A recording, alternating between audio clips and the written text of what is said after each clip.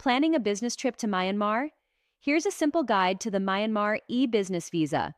Myanmar introduced the business e-visa in July 2015 to make applying easier for business visitors.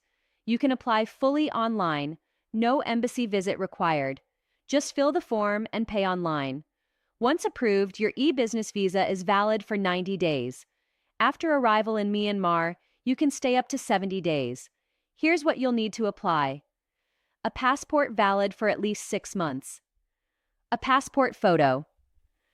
An invitation letter and company registration certificate. Debit or credit card for payment. Accommodation booking confirmation.